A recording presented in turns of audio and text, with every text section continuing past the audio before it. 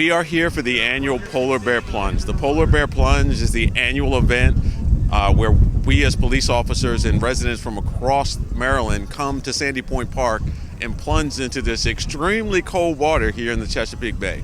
All of the proceeds go to Special Olympics. It's a fantastic event. This is about my 15th year coming out and doing this, and I will tell you by far it is the coldest. So I commend the people that are out here doing this. It is for a great cause, near and dear to me. I have family that are special needs that benefit from these programs. We have a really, really good relationship with our fire department in Takoma Park. So Takoma Park Volunteer Fire Department has teamed up with us to form one team. So we have several of their members here that are joining us. It's a great effort. We've jointly raised a tremendous amount of money for Special Olympics, and I'm hoping it's something we will continue as we move forward, this partnership between the fire department and the police department. We love these partnerships that we do with the police department. We really just recently finished a partnership for Toys for Tots that we did to deliver gifts for children in need. Happy to be participating. Our group is called Handcuffs and Halligans. So it's a great partnership that we hope continues into the years to come. I think it's a great event. It's a wonderful fundraiser. It brings together law enforcement from all over Maryland. It brings over, it's a huge crowd. I think if you walked in, you see a huge crowd of people that support Maryland Special Olympics, and I believe they will raise quite a bit of money. It's very cold out here, and I applaud all the people who have the courage to run into that water. It's going to be a great day. Just very happy to be participating today. Enjoying being here with my brothers and sisters in the fire department and also in the police department. I heard about it a couple weeks ago, and I've always wanted to do it. Come out and support the Special Olympics. I think it'll be fun. I mean, I didn't do much preparation. Just gonna go out and wing it. I know it's gonna be cold. That's about it. And no other expectations. I know it's gonna be cold. I'm mentally just trying to run in real quick and run right back out. I'm a 100% supporter from the shore. Hopefully, I'm going to go all the way in and all the way under. Do some high fives with the people in orange out there.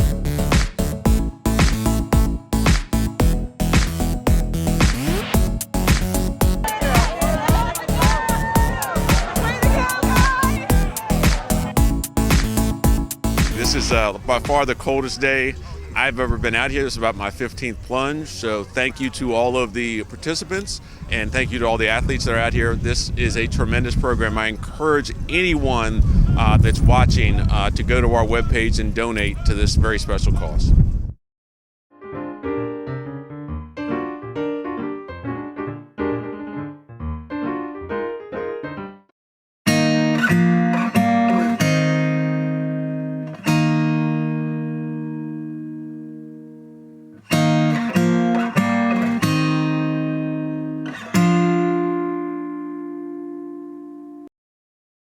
I shoot all with my iPhone, a lot of times in the zoom mode, and I thought originally that would keep the size too small, but I can actually blow them up to like 5 feet square. You see a larger one back here, the purple leaf with rain on it.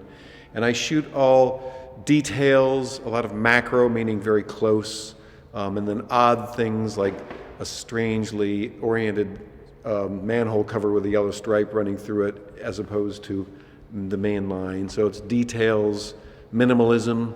Now I'm walking along and I see something catches my eye. Like just a minute ago I shot this light box because it has sort of an interesting prism effect on it. The one, as you see closest here, I was walking across a bridge in Brookland across the metro tracks, and there's this zigzag control joint in the bridge because it expands and contracts more than roadways. And so I leaned down in between the Jersey barrier and shot a number of shots. And so I just like that zigzag look, and I called it the Big Zipper. It's pretty straightforward. I know sometimes I wish I could have a better, bigger, real camera, as some people would say. With zoom lenses, I could shoot things far off. But the great thing is the iPhone, the technology is pretty great, and it's in my pocket. It's always with me, so I don't have to pack up and go through, I don't have to put on lenses, carry things with me. It's always there. And I've actually borrowed more sophisticated cameras from a friend, and it's like I spend a day with it, it's like, I'm good. But if I was going to, Iceland or something like that, I might want a better camera so I could get long shots of waterfalls and so forth. But since so much of what I shoot is detail-oriented, it's close-up stuff, it sort of doesn't have to be anything fancier than that. So challenges, I don't know, it's maybe it's trying to limit the scope of what I do. There are some people who say I should try to focus on one body of work, like all black and white, or all urban scenes, or all nature. But I like the mix, and so I just kind of shoot what makes me happy, and I put up one a day on Instagram, and I have fun. So I go to Instagram, and I process right through there. So I've usually composed it pretty close to what I want, although I'll have to crop, or if I'm shooting a building that has kind of a keystone effect because the perspective, I can actually skew that to more parallel if that's the look I want. I sometimes increase the saturation a little bit so the color's a little richer. The contrast I can pull out. If I want a black and white shot like this one right behind me, I'll desaturate it completely.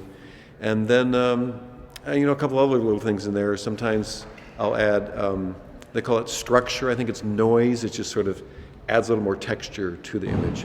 So that's the kind of processing I do, even though I know there are a million apps out there, and there's Photoshop and all kinds of stuff. And I used to use Photoshop back when I did a different photo project. But nowadays, it's fast, it's easy, I'm satisfied with the results, and so I post it and I move on. I have a handful of a new body of work of paintings. I call them paintings, even though they are mixed media, of birds mainly. I feel like birds are my spirit animal, so I see my work as a series of self-portraits, and if not portraits of myself, then portraits of people in my life or events in my life. So they read as snapshots to me of either events or, again, just like myself in some moment. Some of them are handmade paper, collage, paintings on mylar. I use thread, and I actually draw or paint with thread. I also use a 3D pen in some of them. I use coffee. It really just depends. I also CNC cut or use a glow forge to cut wooden doilies. Wood grain and texture and pattern are a huge part of my work, mainly in terms of the background or supplemental materials for the foreground imagery. The concept being that there's like a tension between the background and the foreground of the work, and I try to make them sort of blend as much as I can in any given piece. The challenge is maybe keeping it interesting for myself and for my audience. Being a mixed media artist, I think it can be challenging to kind of edit whatever media I'm doing. I have a lot of options, so just being mindful of the choices that I make in real time. I work with fiber, ceramics, I hand make paper. I also am a painter. That's what I'm trained as. And in terms of painting media, like that varies. And I'm also a printmaker. So I think just making sure that I'm mindful of the media that I choose, making the work the strongest that it can be, even though I have a lot of skills or a lot of just media available to me in that moment. So just mindfulness in that process of like, I could 3D pen this, but I'm going to use thread instead, or I could paint on mylar, or I could paint on wood, or I could use handmade paper, or I'm going to use fiber. And like, why are those things relevant to this piece? I show my work in various places, sometimes restaurants, sometimes galleries, but I like this where people can just walk through, take a look, and if it tickles them, that's great. They can look me up online and see what I have, or if it's not their cup of tea, that's okay. I think that any sort of exposure, an opportunity to engage the community who maybe don't have the understanding of my work that I do, which obviously contextually I have a far more intimate and personal relationship with my work. So I think it's helpful for people to kind of hear my story and understand like why I choose what I choose and why I work the way that I do.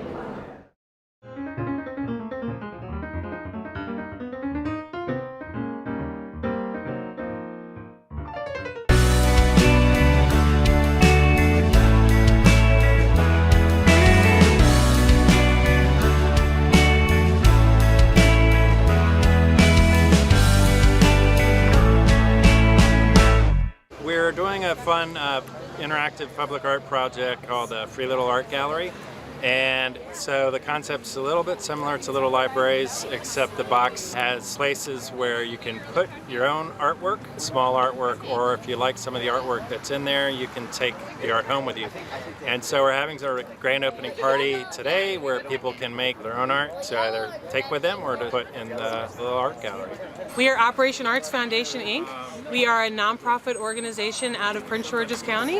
What we do is we help to build the creative economy. So we link artists with small businesses that need artistic resources, and we help to provide business education for artists. We're here to do the inaugural opening of the Art Magnet, which is a tiny free little art gallery that we've just brought to Takoma Park. It's a location where people in the community can come to share their stories with each other through artwork. So you'll make a tiny little piece of art, and you can take the tiny little piece of art with you later. And it's a way for the community to really share their stories, share who they are, and share their experiences through art. Welcome to the Art Magnet, Little Free Art Gallery of Takoma Park. It's like a museum. Yep. Only smaller and freer. My name is Daniel Collins. I'm dressed up as Bob Floss right now, my character. I actually work with Operation Arts. I'm on the board, and I'm also a general contractor with my family business. This is my mom, Luann, the CEO of our family business. My father, Sean, the president. And actually, we built this. So we built this and we installed it. Well, we built it, primed it, brought it to Operation Arts in China May so she could paint it. And then we brought the painted, finished product here and installed it. I just am looking for my little siblings.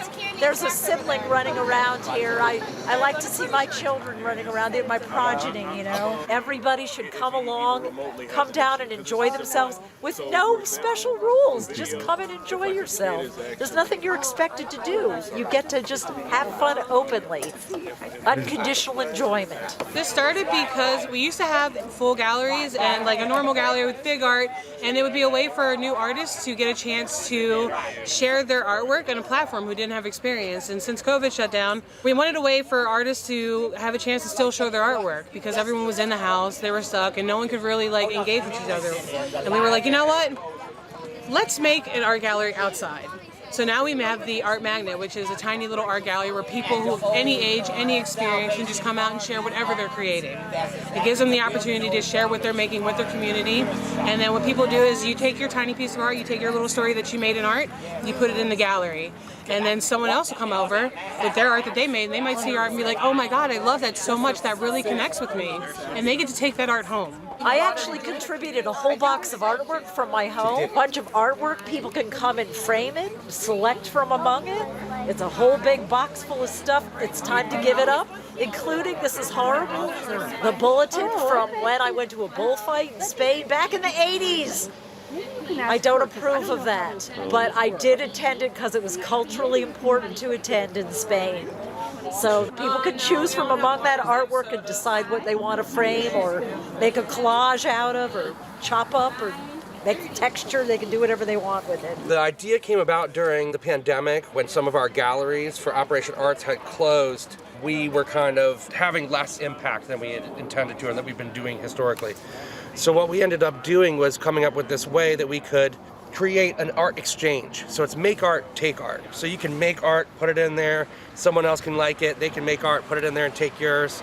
And this exchange opened up basically a 24-hour, COVID compliant, safe art gallery that allowed us to continue bringing art to the community, continue to bring connection to the community that was also feeling even increasingly isolated. So we really wanted to do something that spoke to the culture and communities of each area and just create this platform for exchange so that people could see this. I am drawing a mermaid.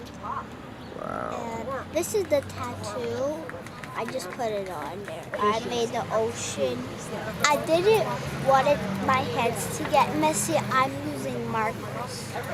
I just like mermaids because they're beautiful, and I like to draw mermaids. I just like everything from the ocean because the ocean is very beautiful. I love the Little Free Art Gallery. I feel like it beautifies the community. It gives us all a chance to show our own artwork and our expression, to feel united. It makes me really happy. I think a lot of people are big fans of Van Gogh, so they'll immediately recognize it. But I get to put my own twist on it. It's just one of my favorite paintings. It's really big. People don't recognize how big the actual painting is. I'm painting a skull. It's a project of the city's Arts and Humanities Division in concert with a nonprofit group called Operation Arts Foundation, who did the bulk of their work. We supported them with a grant, and we're working together to get the little art gallery installed and having the fun party today. We have this one here in Takoma Park. We have two in Brentwood, one at the Brentwood Town Hall, another one at the Gateway Arts Center, and then we have another location in Edmonston, Maryland, which is Prince George's County. This is actually our first location outside of Prince George's County. We had, for the actual design on this one, we went with some traditional cultural Ethiopian patterns and textiles so that we could honor some of the large community in this area. And we had a lot of contributors and people help submit some concept art and the patterns and things like that. The textures and the patterns that went into creating all of this detail is really, really impressive to me. China May did this, and she had created all this sort of texture. This is kind of like burlap to sort of symbolize like coffee. Ethiopia is like where coffee originates from. And some of these are more traditional basket patterns and eating dishes and things like that. Our goal is to have at least one art magnet in every county so that people can kind of do a tour. It's the art entertainment tour. So we want people in every county to be able to share their artwork with each other. We're definitely looking for more locations who are looking to do art magnets. We're looking to open up another full-size gallery location, so we're looking for a county to partner with on that. And then we're also looking to do some more public art installations in the near future. We have GOO Arts, which is a free professional development event for all artists, where we'll teach how to manage your money, how to price your artwork, what resources are available for artists. So definitely check us out. GEW Arts, Operation Arts. That's a solar panel up there, and there are LED strip lights that go inside the back here. So as soon as it gets dark enough, this will light up here. This is a light box, so back there is all white, and there's a lot of lights in there, so it'll shine through this translucent rainbow. And then there's strip lights that go all the way through to light up the gallery at night. So the solar panel gets to produce that electricity. So it's here, and so people can come by anytime they want at 7667 Maple Avenue outside the Parkview Towers Apartments. So people can come by. There will be art supplies inside of the box, which you can take, and suggestions about types of art you can make, or you can make whatever you want and bring it back and put it inside the little art gallery, or if there's something in there that you like, you can take it home. I've donated to the group, which is a lovely group. I'm so happy they had this event. I think this is so fun. Follow us on Instagram at ArtMagnetMD, on Facebook at ArtMagnetMD, and Operation Arts on everything. Check us out. We're always looking to partner with anybody in the community, any new artists, any older artists, wherever. We're just here to connect.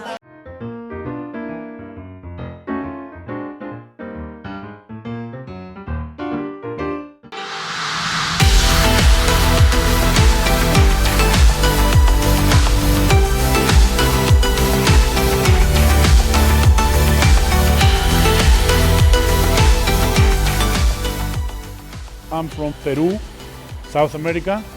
I've been in this country since 1983. I was a volunteer firefighter in the city of Callao in Peru, South America, in 1969. My brother, he was also a volunteer there. He's the one who took me to become a volunteer with him. He came to the United States, become a career firefighter. First he was a volunteer in this station, then become a career firefighter. I'm married. My wife is also from Peru, Elizabeth. She's a retired police officer from Peru. We came to the United States, we got 2 kids. Both of them are firefighters. One is a volunteer in this station, Enrique, and Jorge is a career firefighter from Montgomery County. We are about to retire from work now, but I still coming. I'll be 70 next month, and I still coming. I still doing my duties. Got a lot of kids that need training, and that's what I'm trying to do the best to do. The very first day I came over here, I came with my brother, which was a career firefighter, and I registered myself to become a volunteer firefighter. The EMT is emergency medical technician. It's a basic life support. So when we go to a calls, we take vitals with the patient, find out what was the weather history, what caused the problem. We try to make them feel comfortable. It's so much we can do. When the emergency upgraded, then we call advanced life support, and then we have paramedics to come and respond to those calls. But we respond to every single call, and along with the ALS.